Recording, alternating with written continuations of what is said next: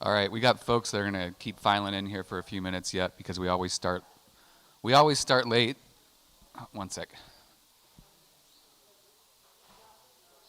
That's just the way that it be. So I'll, I'll introduce our guests in a second.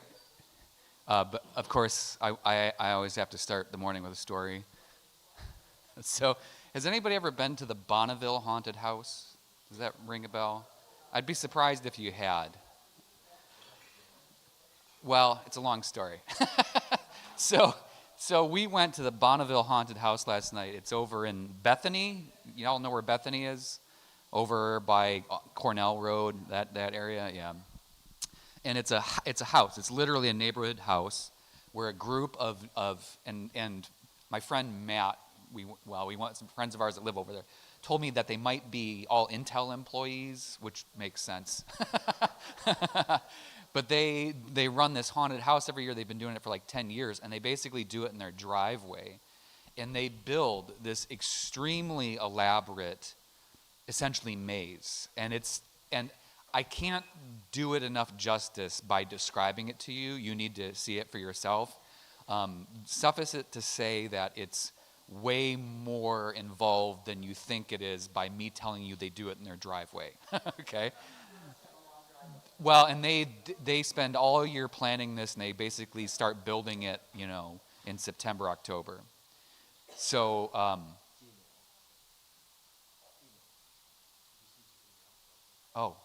Pastor Jesse at MilwaukeeLutheran.org. Nope, that would be way too many characters in an email. I've learned that lesson. So, Bonneville Haunted House. So we went there last night. Ellen and I, our friends Matt and Julie, and their son Ezra. And it's awesome. The theme was carnival. 2 years ago, the theme was the movie It. Has anybody seen or read the Stephen King novel? It's got that super creepy clown face. Okay. So it's legit, right? Like you walk through, it's a maze. They have actors that are in there. They've, like at one point, I'm going through a room that has like really trippy patterns painted on the walls, and there are strobe lights going off, and I turn around and there's a clown behind me. Yeah, okay. So you're getting the vibe of this. Like I'm 42 years old, and I was pushing the 12-year-old in front of me to move faster. Okay, yeah. So, and they only let 4 of you go through at a time. So it takes 5 minutes. You're in there, just the 4 of you and a bunch of creepy clowns, right? So we go through, and I've got a pretty good sense of direction, and I know the dimensions of this thing. So I'm keeping pretty good track of where we are, despite my abject terror. And we get around, and I realize that what they're doing is they're looping us back through the same way that we went, right? To increase the sense of disorientation and fear. I'm never getting out of this place, Okay, let me tell you about my friend Matt, who I love dearly. Matt is from western Nebraska, is where he grew up. Matt is about as Midwestern as it gets, and I love him dearly. But I just want you to understand what that means, okay? Matt never pays more than he needs to for anything, right? Okay, yeah, Matt never pays more than he needs to. Matt is, he's tall, which is not super normal for Western Nebraska, I suppose. But if you look at him, you can tell right away. And again, I'm having a hard time articulating it, but you just look at somebody and you're like, they were raised near a farm, just like that kind of a. But here's the thing about Mac that I always appreciate is this: if you take practicality and turn it up to 11, right? How many of you grew up with farmers and neighbors that were like this, where it's like nothing ever phases them? It's like, well, it is what it is. How are you doing? Well, I can't complain. That's Matt in a nutshell. So we go through the maze once. We realize that we're being looped back through the same way. Me, I'm like, okay, I'm in the experience. I'm just going to go through this until they let us out. I can't do much anyways.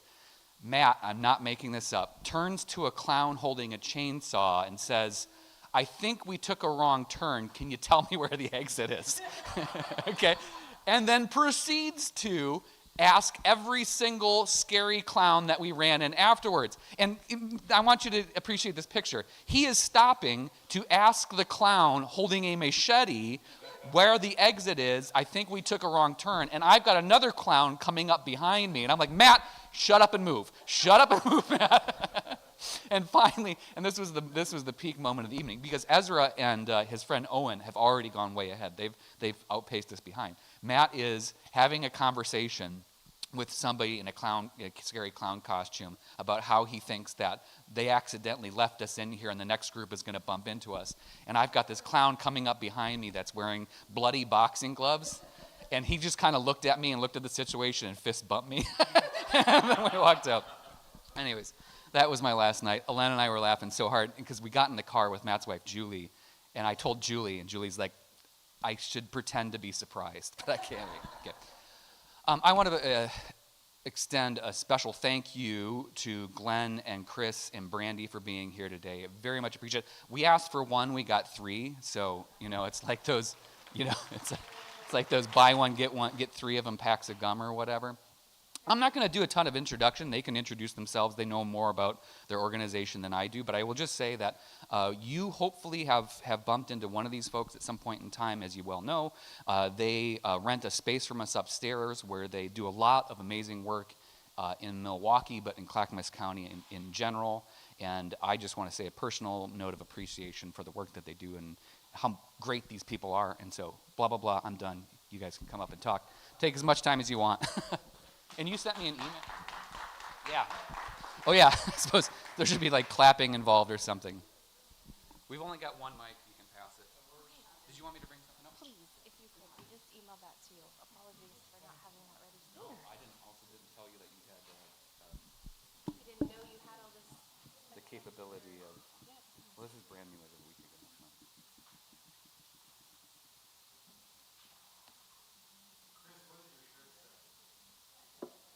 Black Lives Matter. Ah, nice.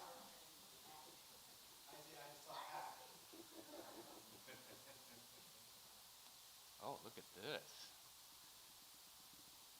You want the outline of the PowerPoint? PowerPoint. Download it so I can pull it up. This is the only awkward thing about, oh, there it goes. Because everybody can watch me as I stumble through my laptop. You're doing great. Thanks. We're here to support you. If you could, just continue to. We have many people from out of town today. Sorry, never mind. Okay, sorry. I just flew in. Joke. Sorry. Trying to fill the gap. Oh, that's a PDF. Okay. Sorry, I'm not sure where the original file is. That's okay.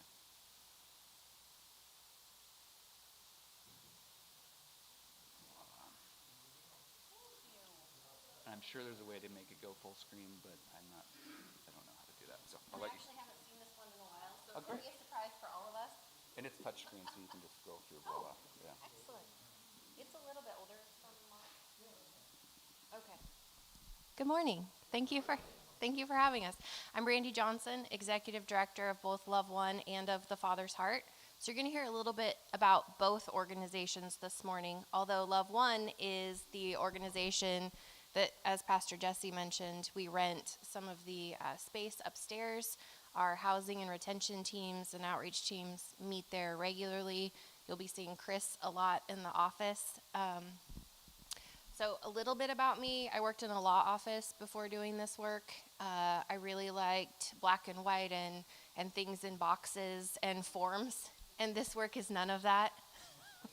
I have 2 kids, a husband, 2 cats, 2 dogs, and I've lived in Clackamas County my whole life. Grew up in Molalla, and started volunteering with Love One in about 2017.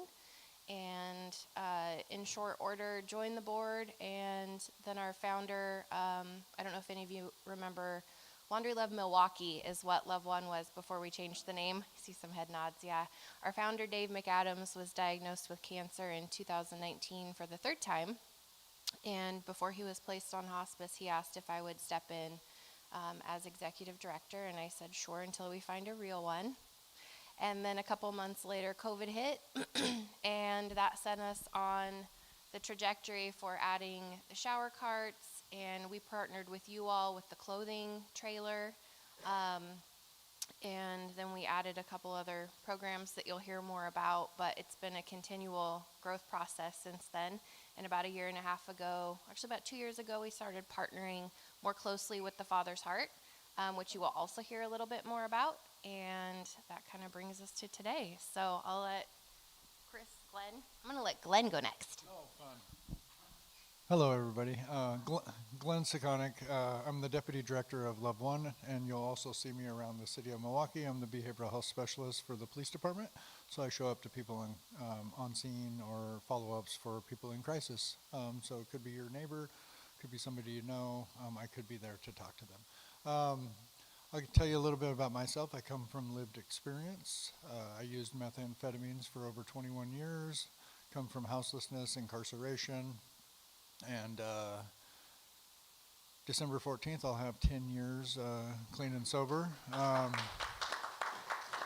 have a master's degree in social work, a master's degree in addiction counseling, and a few other things because I'm an addict, so I like to collect credentials now, I think.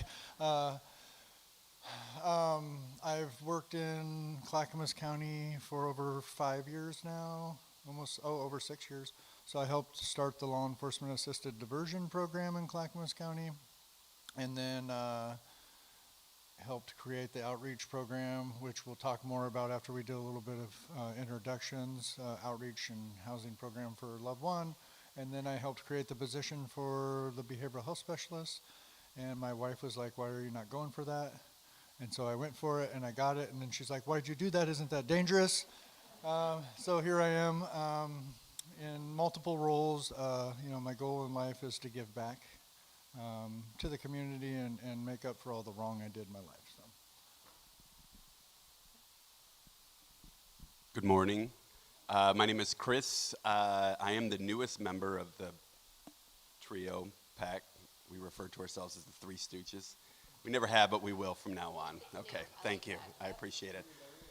A little bit about myself. I've been working in housing and homelessness for almost 2 decades, specifically in the city of Portland, Multnomah County. In 2015, as a veteran, getting tired of seeing veterans falling through the cracks, I founded the organization called Do Good Multnomah, which serves houseless veterans in emergency shelter, transitional housing, and then we started to build and develop our own affordable housing. In 2023, when the organization reached about 300 employees, we were in 3 different counties, we had over 12, 13 projects. I had the emotional intelligence to realize it was time for me to step away and pass the baton on to somebody who was a little bit more of a CEO type. I have a hard time saying no. So when you get to be an organization that large, it's more about sustainability as opposed to growth, because the growth was already there. So I left Do Good in 2023, and I founded, at that point, apart from Do Good, we also founded Greater Good Northwest and All Good. There's a theme.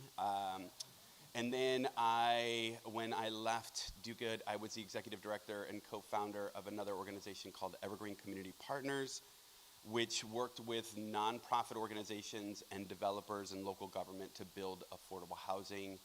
At this time, there were a lot of communities impacted by wildfire. So we wrote a lot of grants, and we were building 12 or 13 projects throughout the state of Oregon. Around this time last year, some folks from Clackamas County that are near and dear and close to me tapped me on the shoulder and said, hey, our executive director at the Housing Authority of Clackamas County is retiring. Would you like to take that role? And I said, absolutely not. And they said, pretty please. And I said, sure. So that's where I have been for the last 13, 14 months. They have hired a new executive director, so now I am the deputy director.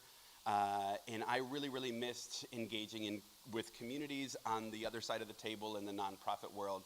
So having conversations with Brandy and Glenn and seeing their potential and the work that they've been doing with Love One and Father's Heart, I'm like, hey, what are we thinking? And they're like, hey, what are you thinking? So they were like, let's come on board. So I am an extremely squeaky wheel. I am a big thinker. I am a big dreamer. And I have partnered with churches probably 8 or 9 different projects over the last 7 or 8 years. Just to give you an example, I've probably lifted maybe 7 or 8 shelters in churches. There is a church in North Portland that we have utilized their property to build a tiny home village. They have 19 tiny homes and a community center.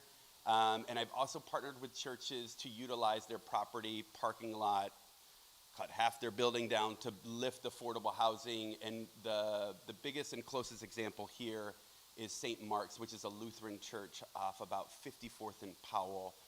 We purchased about a third of their parking lot and lifted 35 units of permanent supportive housing specifically for veterans. So I am always curious about what community partners, i.e. churches, are interested in doing and partnering. And so that's part of what I'm interested in, and I'm always willing to have conversations if you have questions regarding what that looks like. So I'm going to pass the mic over. All right. Now we will all be surprised together about the next slides. So before COVID, our staff, well, we didn't have any staff, actually. There were none. We were volunteers. And Father's Heart, I think, had like 3 employees. We are now over 63. I think we're at 64 between the 2 organizations. And this is a picture from March, so we've added several incredible humans since that time. All right, a little bit about the Father's Heart. I think some of you are familiar. We have a day shelter, day center, where we provide 3 meals a day, showers, hygiene, haircuts when we have volunteers coming in and doing them, wound care, foot care. We have a doctor who comes in on Fridays. We have a nurse who comes in on Tuesdays. They volunteer their time, provide essential services to folks. We can also do coordinated housing access assessments on site. We have a team member who does dedicated fully to that, which is the first step in getting connected to housing in Clackamas County. We also are the only emergency shelter in the county. A year ago, we were serving about 80 people a day. Earlier this month, we broke 163. Our building size is about 5,500 square feet. That's a lot of people when it takes 42 volunteers in addition to 5 to 7 staff every week to serve folks. So it's a lot of people in one building. I think our actual approved number is 99 at any one time. And for our emergency shelter for sleeping, it's 49. And I will tell you there's more than 49 unhoused people in this county that need shelter. We also contract with the county and run the transitional housing program. It used to be referred to as the hotel program. Transitional housing looks like 2 contracted hotel sites. I don't know if you all are familiar with the Project Turnkey debacle.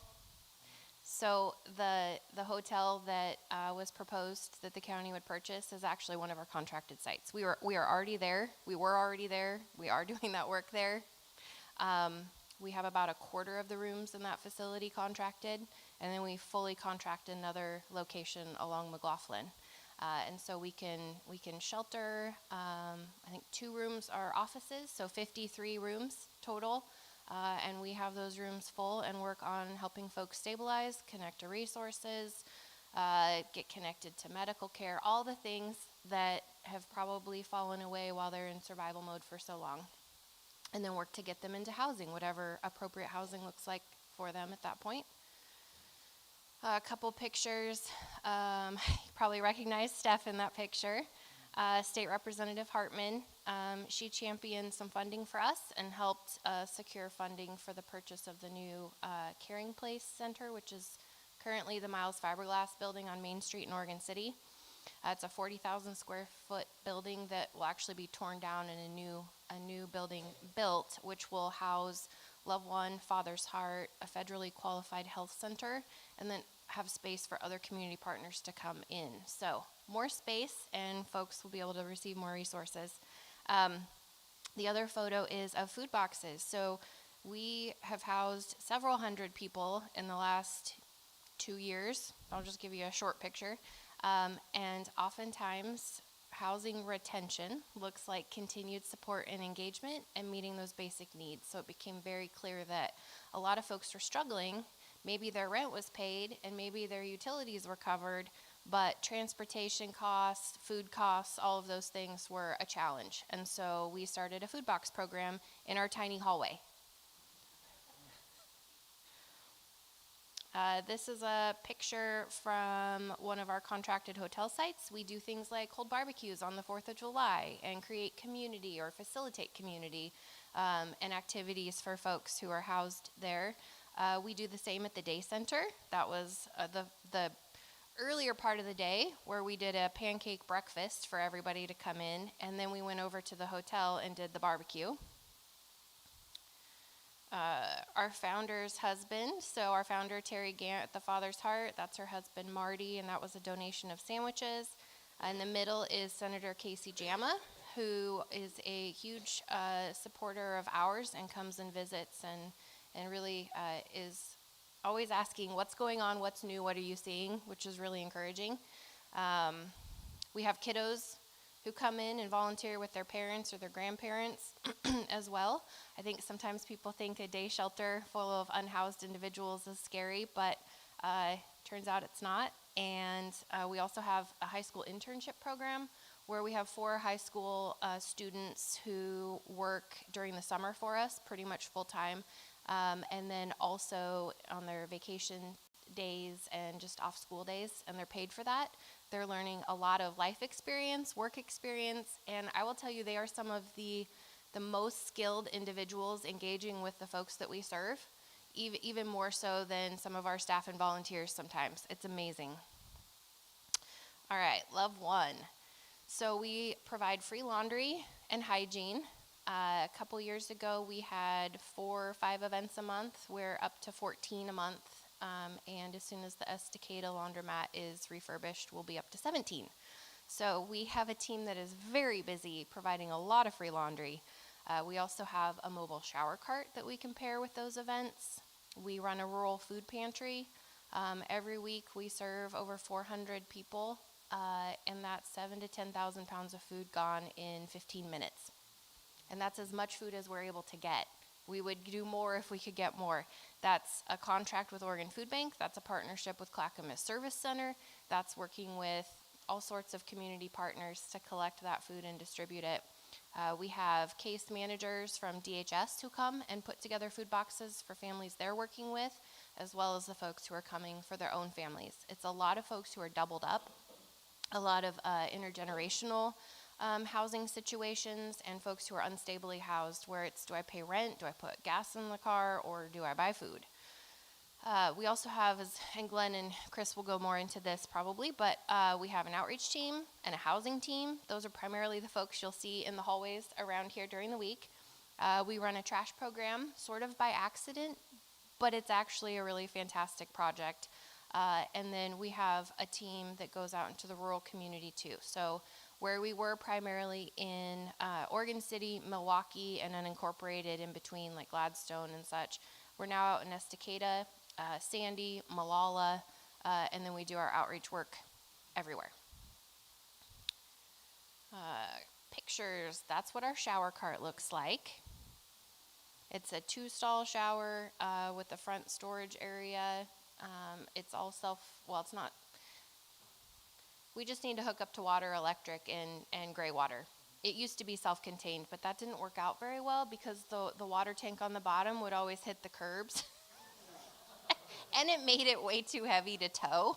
So we removed that, and we just discharge into gray water discharge. So it's a much improved process. It's a learn as we go.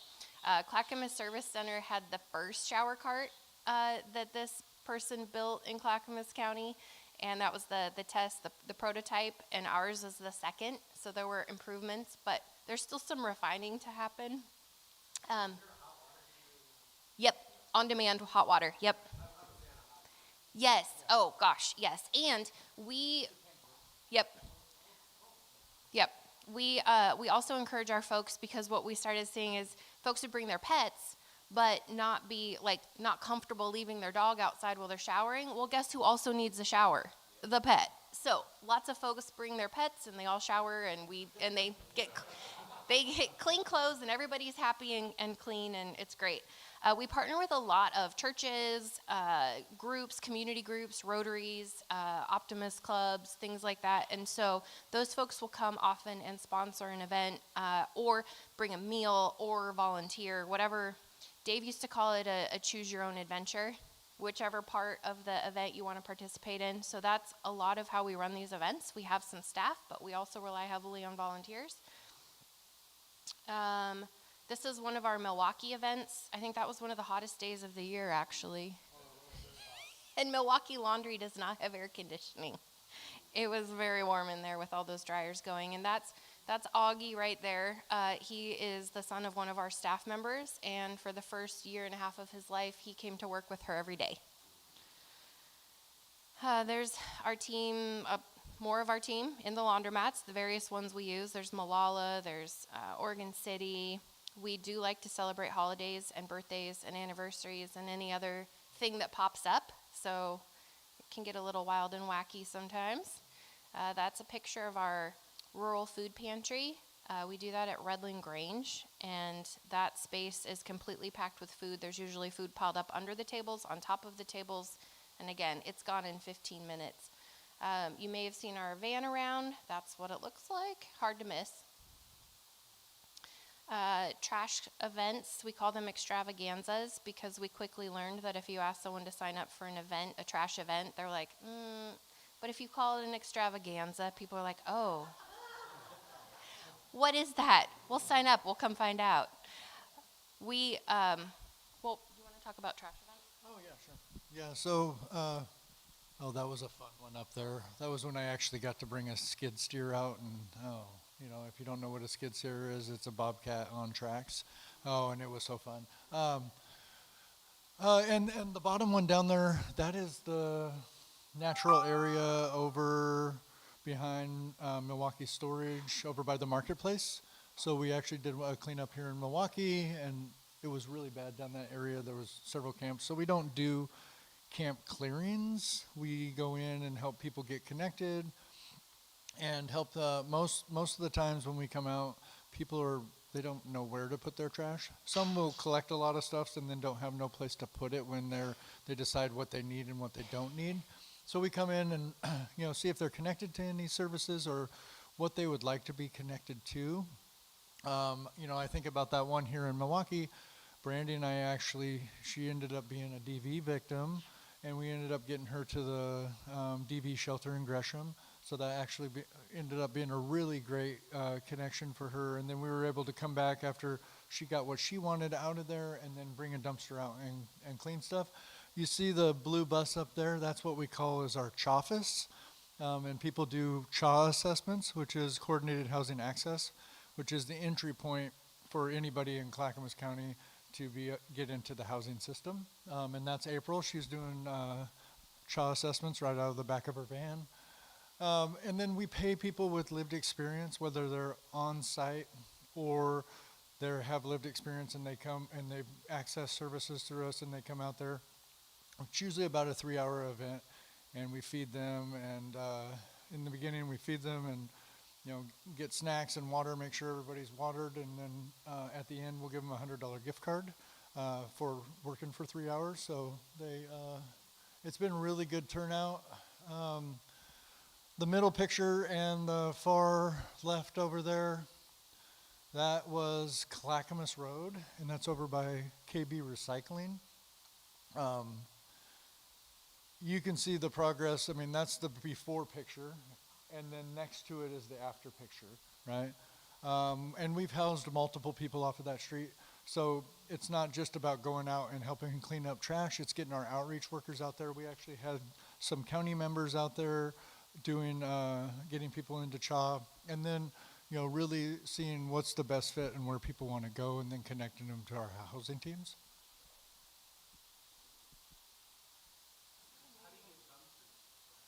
Yeah, so we partner with the county, and the county supplies the dumpster. And then we have partnerships with Solve, Metro, the county. Solve will bring volunteers out too to help. It's a really great partnership. And then Metro will come out and do biohazard for us. So we don't, you know, any poop buckets, needles, anything like that. They tires can't go in the dumpsters, propane bottles can't go in the dumpsters, so they'll come out and help remove. Yeah.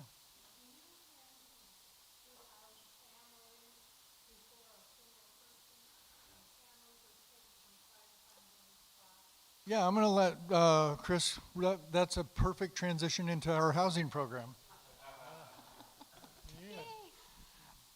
I love these questions because it's a yes and no answer.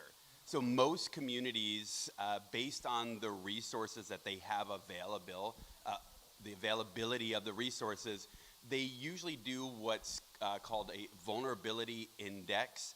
And so when Glenn was referring to the CHA, that is the Coordinated Housing Assessment or Access Line. So if an individual or family are experiencing homelessness or at risk of homelessness, that is the very first place that we refer folks to. Contact the CHA, get an assessment, and let's see what the resources are available. So if there is a family at risk of homelessness or are homeless and there is an apartment or a motel, hotel that is available, their risk of being homeless and maintaining that homelessness is pretty high. So they would score high on the vulnerability index, and most likely they would get an opportunity. Now, the tough thing about the CHA and the vulnerability index is one day you could be extremely vulnerable, and then the next day somebody calls and they're even more vulnerable, and you keep going down and down and down. And it's like, you know, so we hear the frustration from folks in our community. They're like, what do I have to do? And it's almost a catch-22, because the longer that you live out on the streets, the more vulnerable that you are. It's scary. And also, the more vulnerable you are, the more you have access to resources. So it's kind of frustrating. And what it boils down to is we need more resources. So some of the work that I've done in the city of Portland and Multnomah County has been really exciting, because building the infrastructure that they didn't have, from, you know, outreach, day centers, emergency shelter, transitional housing. You know, we lifted the very first sanctioned tiny home village in Multnomah County, and Do Good actually did it in Clackamas County with the Veterans Village, and we're getting ready to build a second one. So it was part of the reason why I was really excited to partner with Love One and Father's Heart, because you see the gaps. You see the infrastructure that's needed from day centers, outreach, which Love One and Father's Heart are doing. But there's so many more gaps. We need more. We need emergency shelter. I'm going to promise I'm going to get to this. We need emergency shelters. We need transitional housing. And then finally, we need permanent supportive housing. For sort of that step 1, step 2, step 3. And then hopefully folks will have the resources to be a little bit more self-sustaining, and then graduate into something where they are part of the community and they can do this on their own. I think that if I were to ask and poll all of you folks, what do you think that the reasons for homelessness are? You could get a varied multitude of answers. It could be, you know, behavioral health, mental illness, substance use. It could be racism. And all of those things are absolutely correct. And the answer is always community. We need resources, we need more housing, we need all of it, but it's community. And we need community to partner to make sure that we are successfully moving and supporting folks from streets to housing. Okay, question, yes. I do. Tina Kennedy and I are pretty close. So when Tina Kennedy started in Clackamas County, she called me, texted me all the time, like, what do I do for this? What do I do for this? And she is a great resource and asset for the veterans in this community. So, absolutely. Yeah. Sure. So the way that I talk, just in very, very general terms, the first step is always emergency shelter. When we meet an individual or a family that are currently on the streets or at risk of being houseless, we want them to get into something stable immediately. And that's where an emergency shelter is such a pivotal partner in the community. And it's also difficult because the lack of resources into permanent housing, most emergency shelters become a little bit more permanent than they should be. In my experience and in my perfect world magic wand moment, no individual or family should be in an emergency shelter for more than, say, 30 to 60 days. The average length of stay has been anywhere from 365 up to 700 days. We're talking 2 years in an emergency shelter because the access to affordable housing, permanent supportive housing, vouchers, public housing is non-existent, to say the least, unfortunately. So ideally, you get folks and families in that emergency shelter, and then they are able to then go to step 2, and that's transitional housing. And most transitional housing models will be supportive housing up to 2 years in length. Most of the transitional housing projects are free to individuals and families, so you always need the support of the community, local government to fund the operations. And transitional housing right now could be a motel program, it could be a tiny home village, or it could be, a home that's purchased in the community, and it could be an alcohol and drug-free housing for female identifying individuals that have 5 or 6 units. Transitional housing can look like a myriad of, and a plethora of many different options. And then ideally, you go from that emergency shelter, transitional housing, you are working with case managers, social workers, behavioral health specialists, navigators to mitigate those barriers to then finally find permanent housing. And the idea is that you are successful in maintaining your housing. Now, many of you, I'm assuming, have heard of the housing first model, yeah? And that is where individuals will go from the streets right into housing. And I believe in this model, but the word first is indicative that there's something secondary. There's something that's going to happen afterwards. And in most cases, when we put folks into housing that have high barriers and high needs, they get into housing, that is amazing, that's housing first, but there's no follow-up. There's no case management, there's no retention, there's no building community. So what Love One and Father's Heart do with pretty much all of the individuals that they serve, they are building this continuity of care that they have through step 1, step 2, and then finally in step 3. So if there are issues that arise, maybe they, are unable to pay their utilities or their rent, or they have a medical and or family emergency, whatever it might be, they have a community that they can contact and lean on, as opposed to just being evicted. Now we're back out on the streets with a new barrier, in an eviction, and it's that much more difficult to house. It's like a cyclical cycle that never ends. So just to reiterate, the steps are emergency shelter, transitional housing, permanent supportive housing. Ideally, we have enough permanent supportive housing that we could actually skip 1 and 2 if we have the community of care to follow up to make sure that the individuals and families are safe, secure, and can maintain their housing. Question?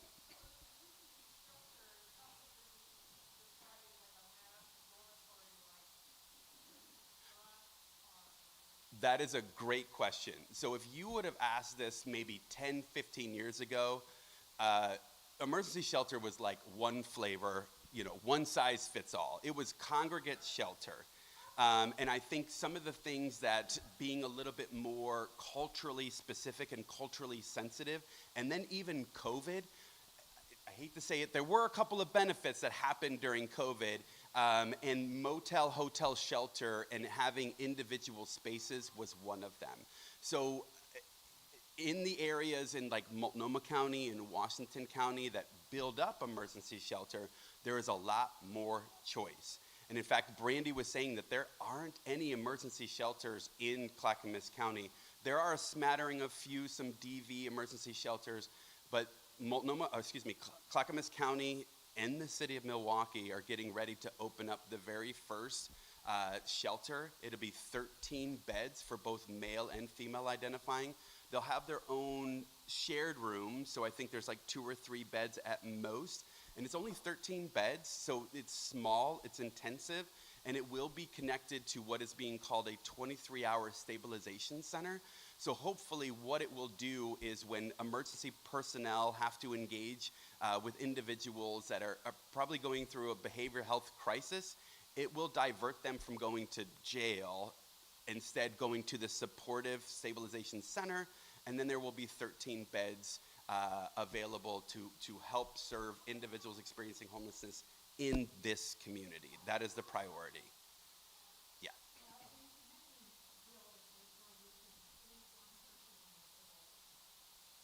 Yep.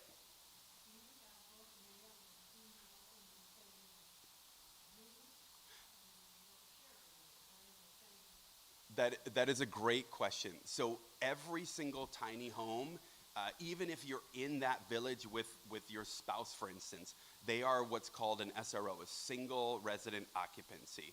So even if there is a couple in the village, they would have 2 tiny homes. So in all of the tiny homes that I've opened up, they're single occupancy, but we have both male and female identifying. But the tiny homes they're homes that I would actually live in. There are a lot of tiny home villages that I think are just sort of thrown up, for lack of better words. They're not very warm or safe in the winter. They're not cooling in the summer, and it's not a place that I would want to live. Now, the experience that I've had at the St. John's Christian Church, you guys can go and tour it. It's absolutely beautiful. These are literally tiny homes that are safe, secure, warm, stable, doors lock, all of that, and it's safe and secure. And they have a community center with office space for case managers, kitchen, large laundry, bathroom, shower facilities. And the new village that is being built off exit 12, off 205 in Clackamas County is also being built very, very intentional. 24 beds, both male and female. It'll be staffed 24 hours a day, case management, security, large community center, office space, kitchen, bathroom, showers, but it is both available for men and women, adults, no children. Yeah. Yes. Yeah, absolutely. So I know as far as I've always been concerned, any emergency shelter and or transitional housing, everybody is welcome. The only documentation that is ever utilized is very basic demographic information. We have to monitor through a system called HMIS, which is Homeless Monitoring Information System, and that is how we get paid. That's how the states, counties, federal government pays communities to basically continue to serve the need. It gets a little bit more sticky when we get into permanent housing, in particular when it's voucher-based and folks don't have an income. Those are usually state and or federally funded, and it's not our requirements, it's usually government's requirements that folks have to, have some sort of documentation and or representation. So, but I have partnered with ELCA in the past and built housing. So again, there is a great need. I was having this conversation recently. I'm actually really good friends with Keith Wilson. He's running for Portland City Mayor. And that was one of the questions that he was posed with is like, as there are more and more, folks, undocumented folks that are going to be moving to like Portland and LA and cities in the West Coast, how do we serve those folks? And I'm going to say this. we need to build the infrastructure first and foremost to care for our community, for our neighbors. We already have a need. And then to be able to have supplementary care to care for everybody. I believe that everybody deserves housing, everybody deserves care, but I want to prioritize our community and our neighbors first. No, this is just me. I forgot you guys were up here. Thanks, Chris. No. What time is it? Okay, we're at it. Okay, I got 30 seconds. To tag on to that, so our transitional housing program, we have several housing case managers and navigators who they've created a culturally specific program within our transitional housing program. So we dedicate 5 of those hotel rooms to families who have immigrated here or otherwise are underserved in our community, particularly those with young children. And so we have a subset of an entire program that we serve. And so we work with attorneys, immigration attorneys. We support them in getting their documentation and overcoming all those barriers that Chris mentioned. It's a very arduous process, but our team is very dedicated, and we've just carved that out within the work that we're doing. So the other, I had another piece to that. Oh, the food boxes that you saw in the picture.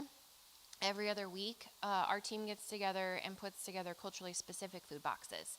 So foods that are requested or otherwise identified as the usual items that the families are used to, and we make sure that they are supported in that way as well.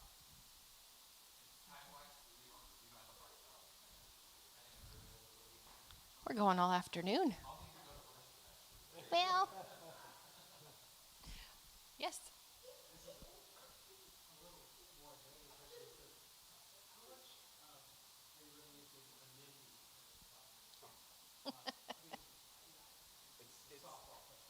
It's probably easier to say, how often do you not come into that? So just to give you an example, the very first, do I need this?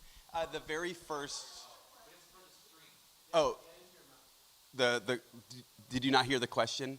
The question was, how often are we engaged in communities in NIMBYism? And for folks that don't understand the acronym, NIMBY means literally not in my backyard, where folks are like, you know what, this is a great idea. I want to serve my community, just do it over there. And so the very first shelter that I was able to develop and lift was in the basement of a church, and it was right off the park blocks in the downtown Portland. But it was probably the 12th or the 13th church that I spoke to. Every single church that I spoke to said, this is amazing. It aligns with our mission. However, I think it's needed on the other side of the river. And it didn't matter which side of the river I was speaking on. So they just wanted it over there. So finally, I thought, you know what? I'm going to try and do this without community engagement. I actually appreciate community engagement. I want buy-in. But I needed that first example first and foremost. And so it was like chicken and the egg. Like, do I get community buy-in, or do I do this and then people understand it actually works? So I did. I found a church. I found a pastor and a congregation and a community that was like, let's do it.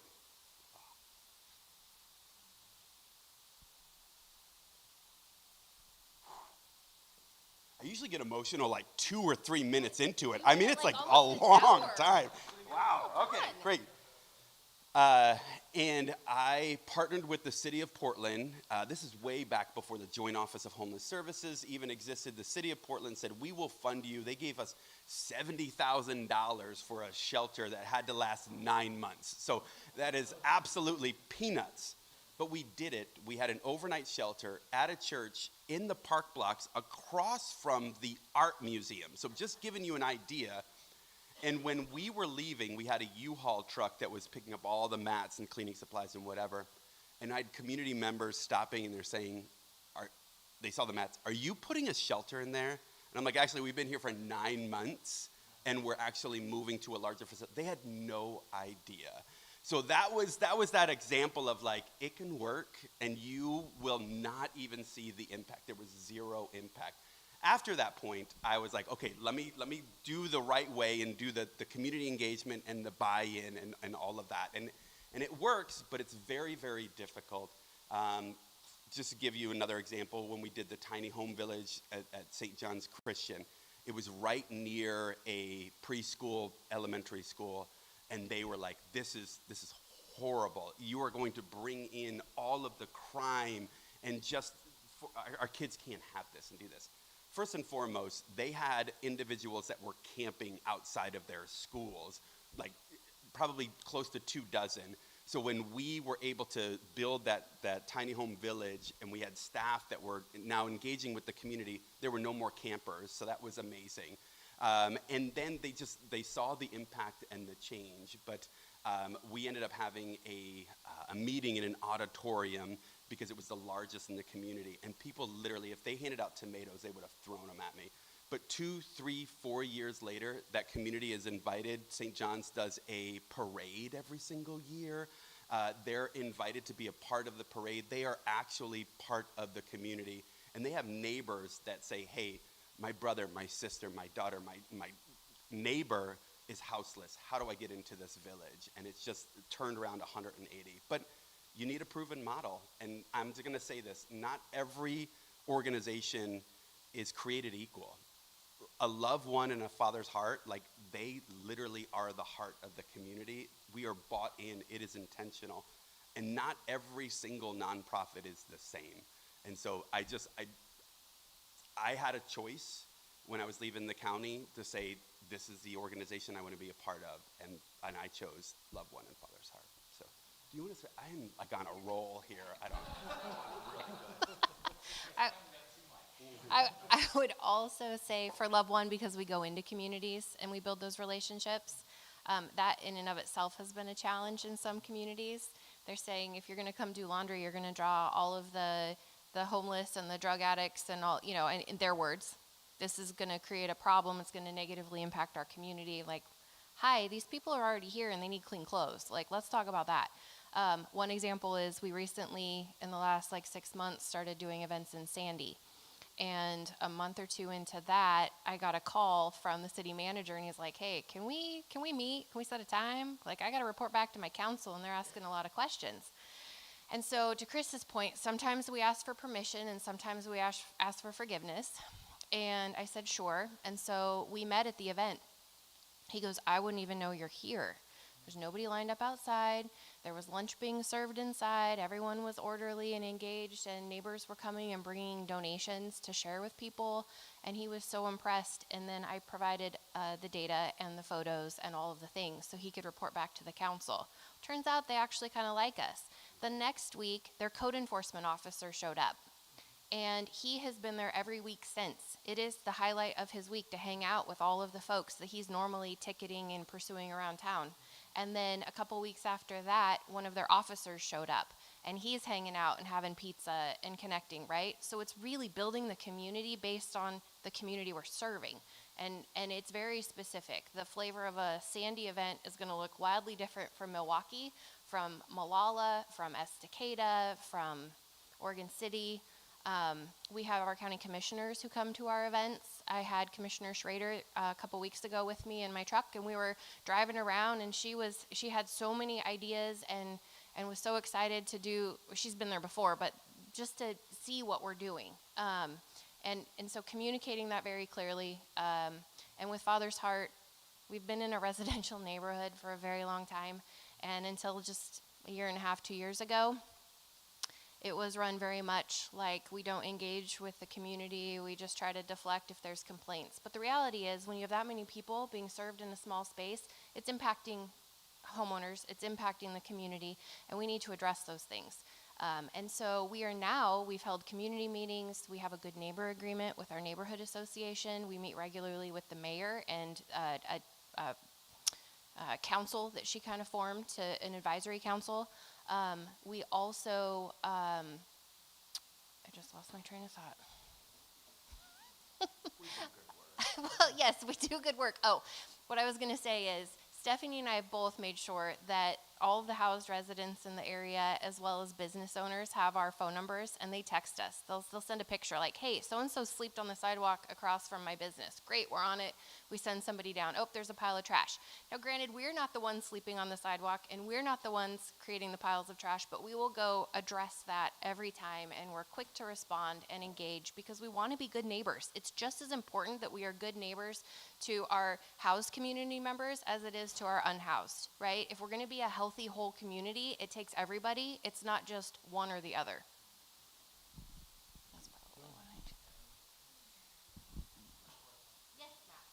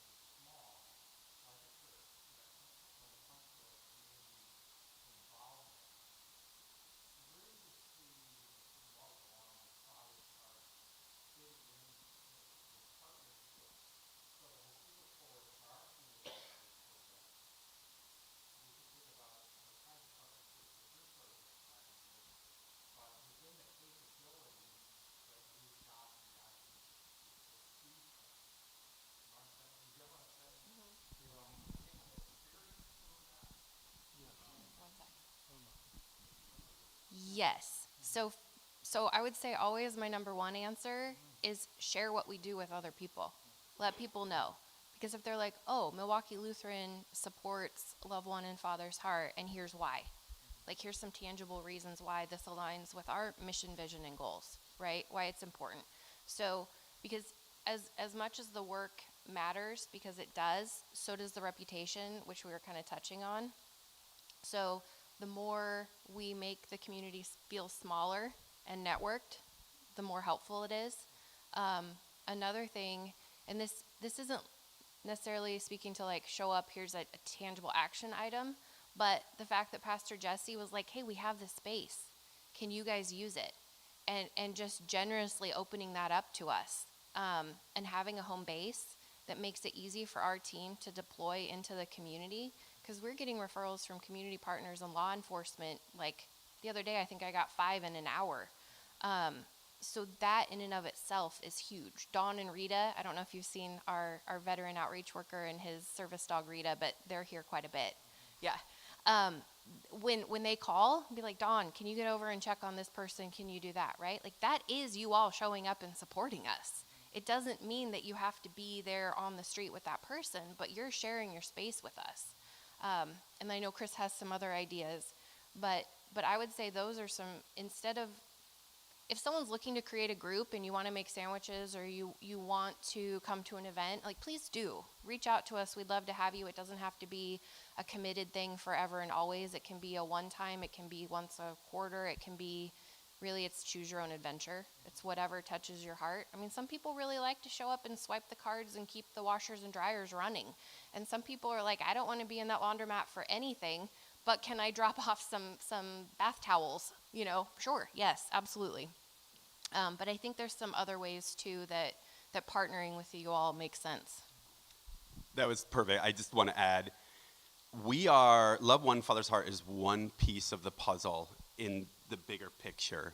And anytime that we have a conversation like this, all we want is an opportunity to serve. We know what we have. We have the knowledge, the expertise, but we also know what we don't have. We don't have the resources. We don't have the land. We don't have the buildings. And so if a community says, well, we have A, B, and C, it could be an office. It could be a plot of land. It could be a parking lot. It could be whatever, but it gives us opportunity. And again, Matt, I really appreciate you said that you've been a part of this community for decades. We haven't. So then we get to like build off the relationships in the community that you already have, because you're saying, welcome Father's Heart, welcome Loved One. You can also be a part of this community. We don't have to start over from square one. We get to then also be a part of the community and serve the community. So more than anything else, it's opportunity and resources that we don't have. Yeah.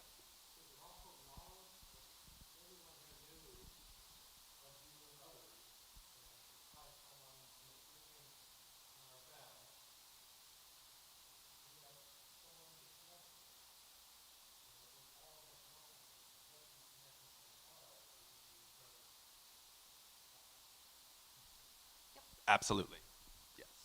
Pastor Jesse sent over a referral, was it last week? Yep. Yeah, we have Milwaukee specific, and that's back to Don and Rita. You know, Don is our houseless liaison here in Milwaukee, so he will show up, and and I'm available too when I'm in Milwaukee. When I first started for the behavioral health position, we didn't have a houseless liaison, and the city just took on which was called a city-led initiative from the county, and funded that position. So Don does work all of Milwaukee. He's available Monday through Thursday. Make sure you guys have his cards too. We've been out here a couple times, and the other churches, throughout the community. So just to make sure you guys have that opportunity is good. And Don loves to meet people. So if you haven't met him, please meet him. He loves to sit down and talk, and his passion is just meeting people and building connections. So, any other questions? No?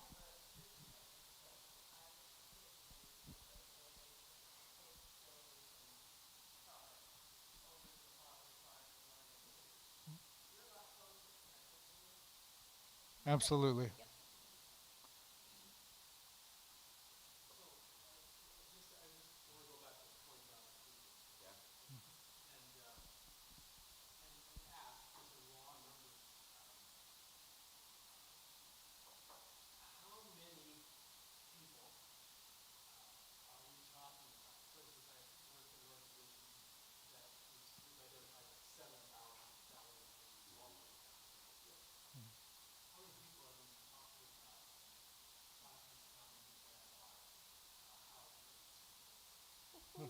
That's fun. I'll let you go into your data stuff, but here's why it's good luck putting numbers to that. This is gonna be good. But what I would say is it's so overwhelming. It can feel hopeless sometimes, because the majority of the folks that we're seeing come through the doors are older adults, 65 and older, being priced out of their homes because they're on fixed incomes and can't afford their rent. So we have seen an incredible increase in numbers. I talked about 80 last year and 163. That's the majority of the increase. And that's what we're seeing. Folks who are having to move out of their homes, into their vehicles, can't afford their medications, their cars break down, and then they're literally out on the sidewalk with so many underlying health issues and other things. And then, I don't know, we've got our point in time count. It's a little bit of a mess, but there's so many people entering into, and so that's why we have our point in time count, which in theory, in January, there's a cold night, so everybody's going to be countable, and then that's what we have. Well, I would say it doesn't come close, but we have to do it for funding. Amazing question, and at the same time, it is so difficult. So I'm just going to say, in the metro region, which is Multnomah County, Clackamas County, and Washington County, there's any given time 10 to 12,000 individuals and families that are houseless and or housing unstable.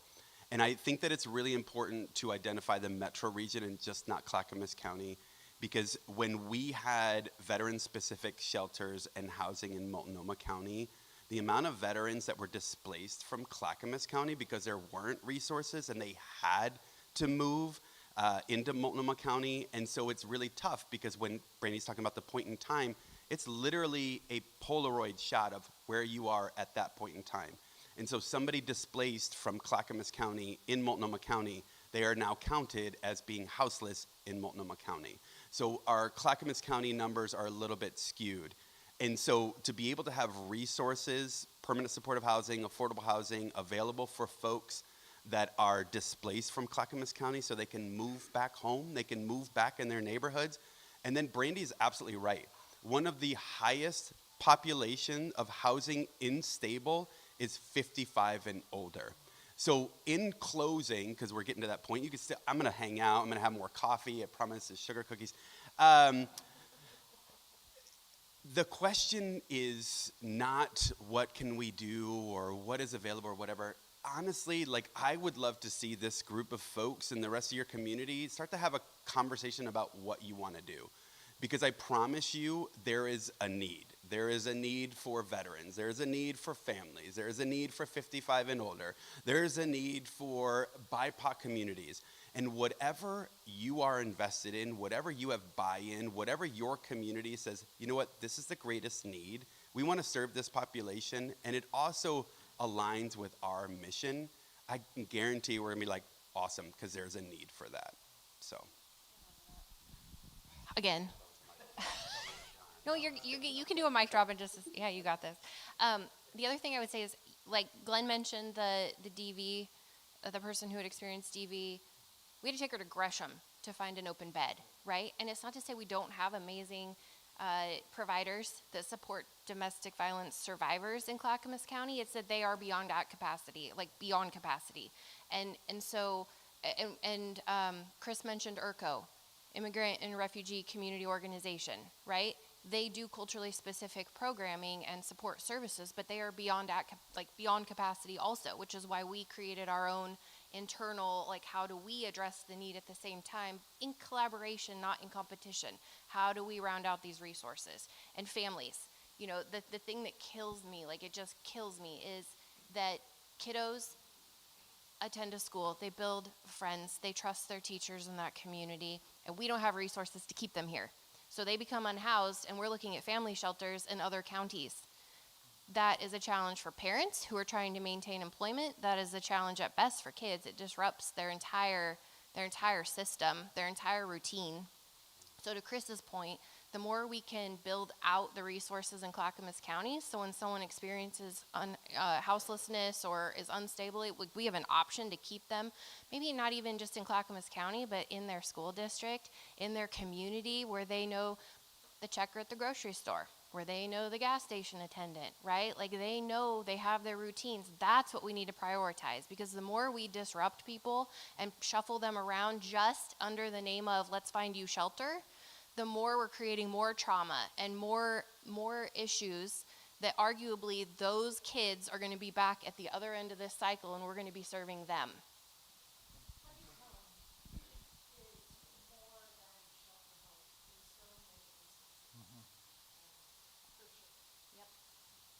Yeah, and I just wanted to add on to that too.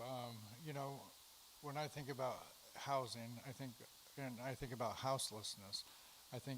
I know houselessness is a housing problem, and we're seeing it. I mean, you look at the number of individuals that are on Social Security, they're on retirement, they're on disability, and what's the average disability? $741 a month? You can't live off of that. I went to the grocery store the other day, and it was $90 for a bag of groceries. So we got all of this increase. We literally have people that are 55 or older up to 90 in their cars dying because they have end-stage cancer or they have end-stage renal and they were pushed out of their home. I don't know how many times, especially in the rural areas of Clackamas, that we've had people reach out like, I can either buy food or I can pay my lot rent, because all they can afford is a lot rent in a 55 or older park, because it's it's more like $600 a month, and they make $741, so they're living off $141. And until those prices come down, if we don't ramp up to help the population, and it just leads me to a video documentary we are doing on the 8th at Clackamas Community College in Oregon City. It's free. We would like people to register though, but it's called No Place to Grow Old. And it's a great documentary, and we'll have a panel there to talk afterwards. We can get the information to Pastor Jesse and get it out to you if you got nothing to do on a Friday night. It'll be great. And it's a good documentary just to, and it's local. So I just wanted to end with that. What's the date? November 8th, Friday. Yeah, I think 7 o'clock. Yeah. It starts at 7, so it's a later one. It won't be streamed, I don't believe. Eventually it will be. Yeah. It'll be live. But, yeah. Yeah. Yep. Yep. Yeah. So. I know, the green was a bad choice. Any other questions? Just funding. Major funding comes from the funding. Clackamas County.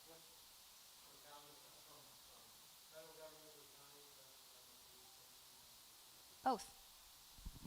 You want to build housing, we'll talk about other funding available resources. So, yeah. I mean, the goal is really to diversify funding so we're not dependent, and political climates change. Oh no. And we don't want to be dependent on one source. But most of the projects that I've developed and lifted have been federal and or state funding. Only one of them have been local, city, and or county. Yes.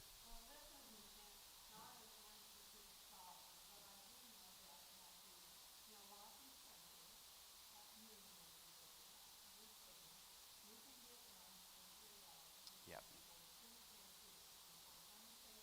Yep. Yeah. That's correct. All of the resources help, and again too, that is also building community, which I think is more important than the food. So yeah. Glenn and I have actually met a family over there, and they were receiving services living in their vehicle, and we worked with them. Yes. Yeah, and also Milwaukie Community Center has bingo, which is amazing. I went a couple weeks ago. I'm going back. It was the best. I like bingo.